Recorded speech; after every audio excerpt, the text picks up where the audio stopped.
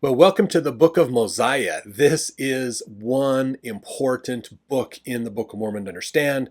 We're going to see a lot of changes, a lot of transformation, a lot of the popular stories we hear of, like some of the more popular Book of Mormon stories are going to be in here as well. So some fun stuff we're going to cover. Now, before we get into the verses, the actual content of the Book of Mosiah, let's give a little bit of background here. Okay, there's a couple things that are important for us to understand. One is looking at Mosiah from a standpoint of the translation of the Book of Mormon. So this is something that I don't think a lot of people understand, is how the Book of Mormon was translated. Okay, when Joseph Smith was translating the Book of Mormon, so he had the gold plates next to him, usually like on the table with a covering, some kind of cloth or something over them, and then Oliver Cowdery or Emma or Martin Harris were doing the translation, like they were the scribe writing it all down.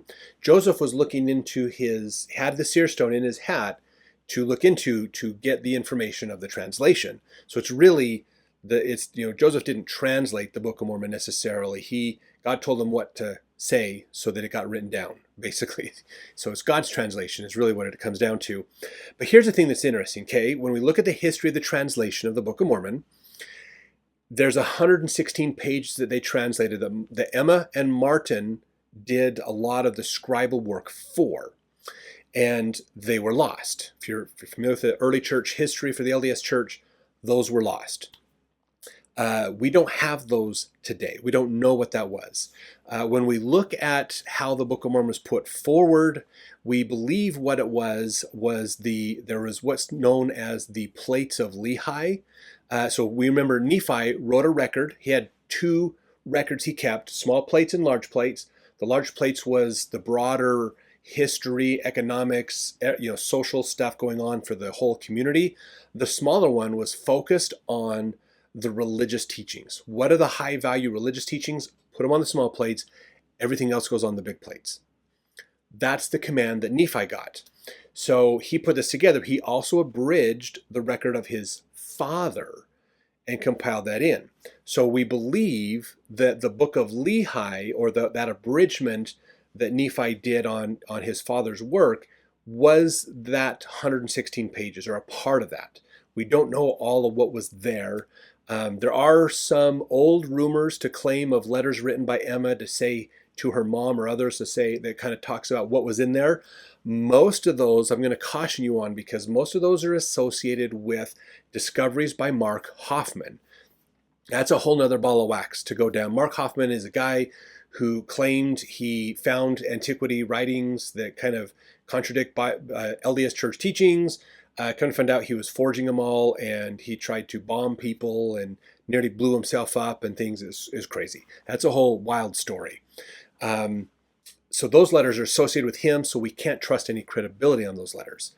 So we don't really know a lot of what happened in the 116 pages. We can surmise, and there's scholars that have surmised what was on those because of other things that were mentioned in Nephi's records and other stuff of what he might have talked about.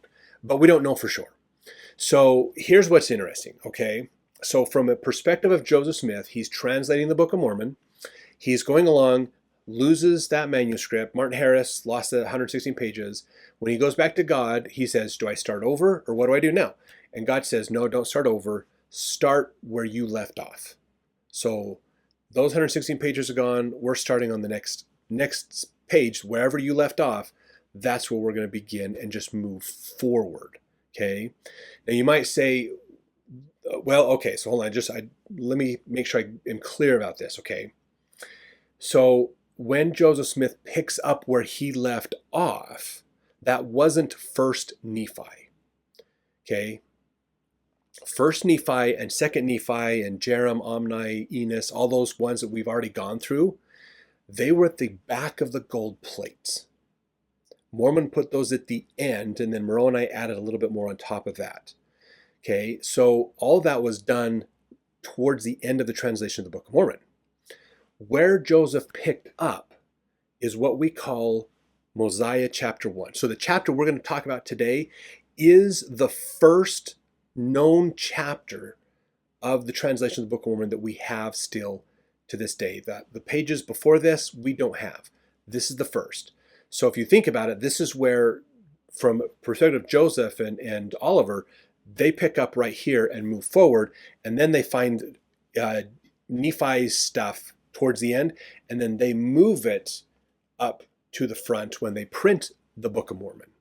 So now if you're a Bible scholar or a Book of Mormon scholar and I've messed that up, please correct me in the comments, so we're accurate with our information, but I believe that's what it was that was happening. So this is the beginning of the translation of the Book of Mormon, was Mosiah chapter 1, basically. So that's kind of a cool piece of history about this, okay?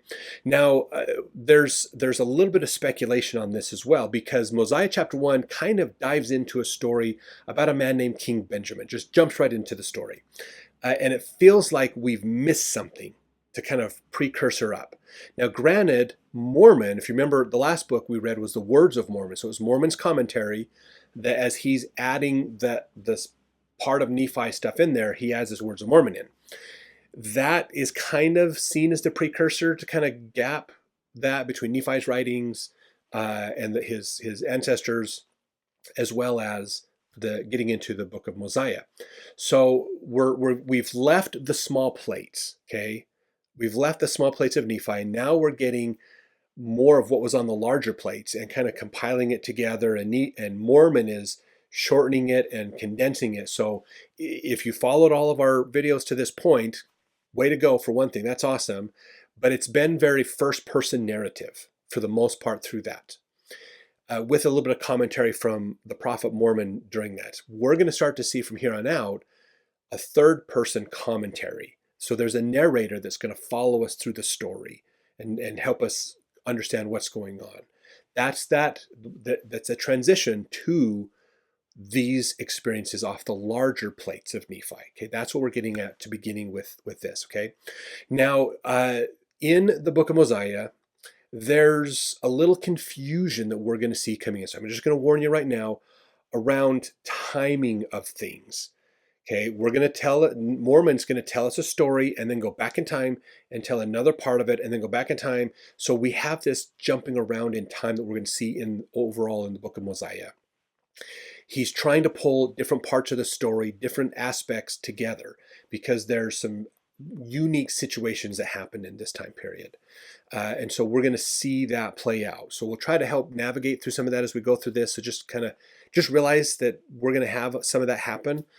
We've already had it a little bit. If you remember some of the smaller authors that they talked about in, Enos and Jeremiah and those guys, some of those authors actually are speaking about a period that goes way past most of the Book of Mosiah. They were alive for most of this. So we're already now going back to tell that story that they didn't tell us in those few small books. So just understand that there's overlap. These books don't go this time period, then this time period, then this time period, then this time period.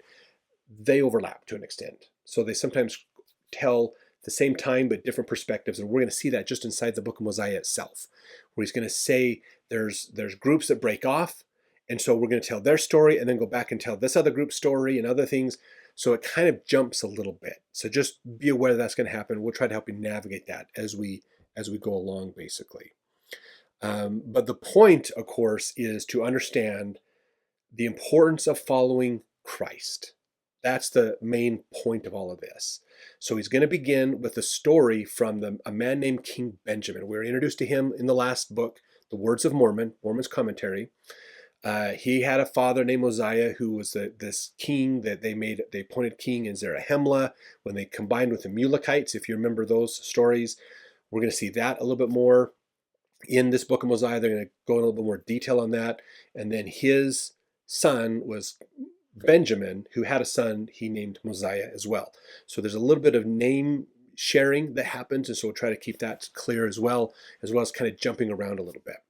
So hopefully that helps you understand where we're coming from and how cool it is to be in the Book of Mosiah. And we're getting into this, the larger plates, and understanding more of the concepts and teachings through these stories that have happened to these early people.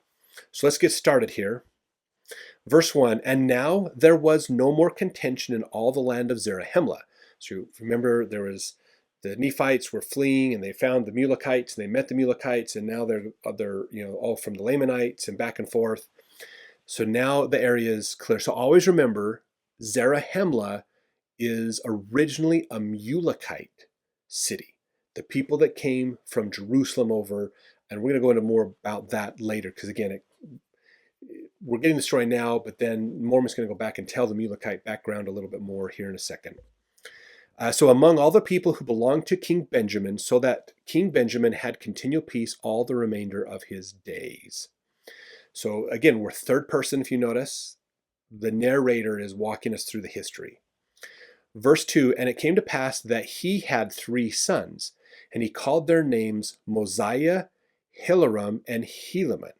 Okay, so if you notice, he's kind of jumping us right into King Mosiah's reign, and it's towards the end of King Mosiah's reign, and he's got these 3 sons.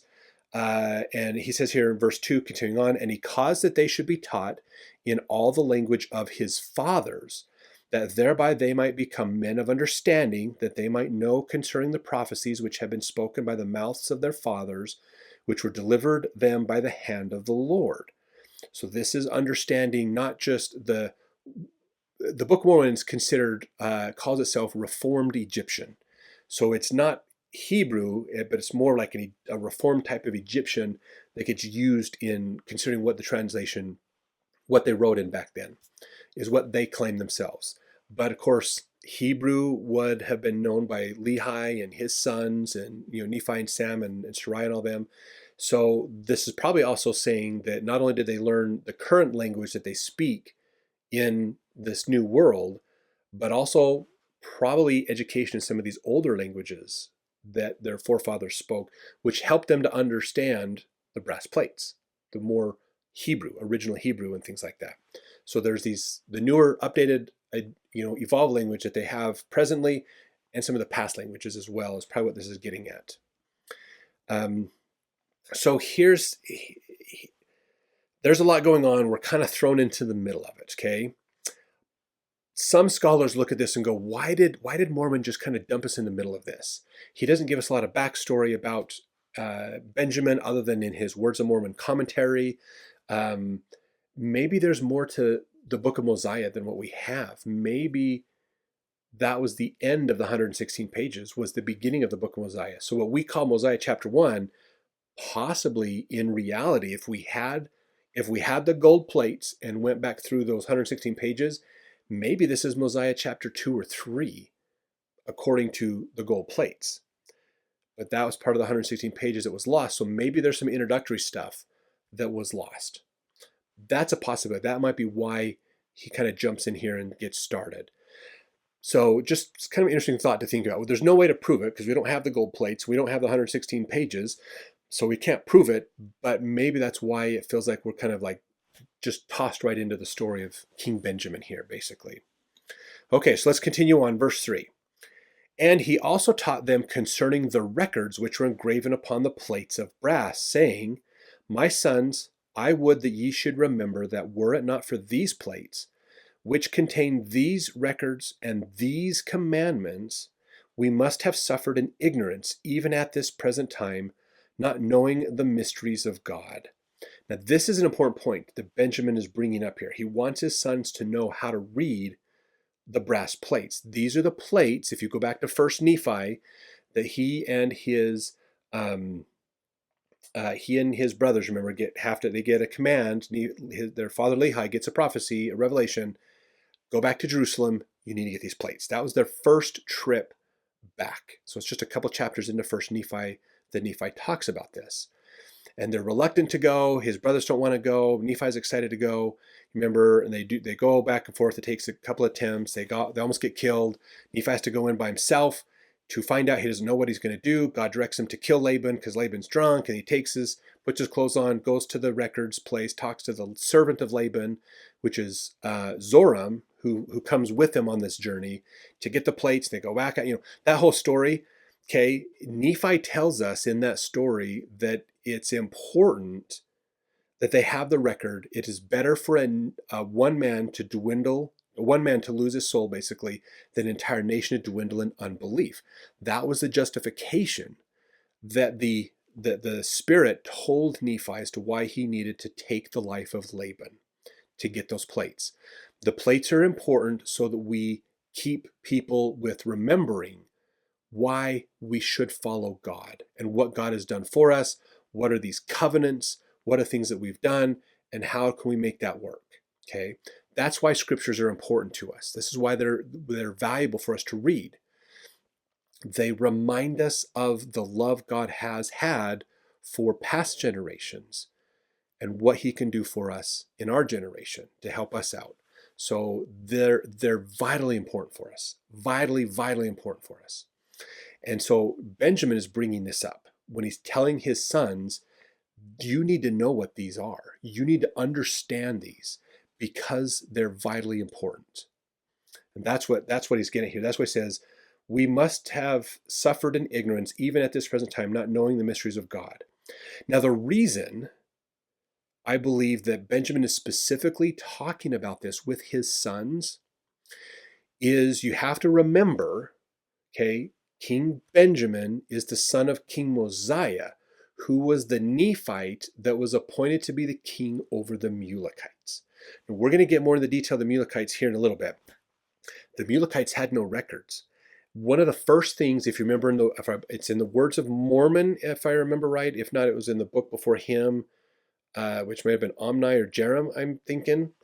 They mention in there that when the Mulekites met the Nephites were excited that the Nephites had the brass plates.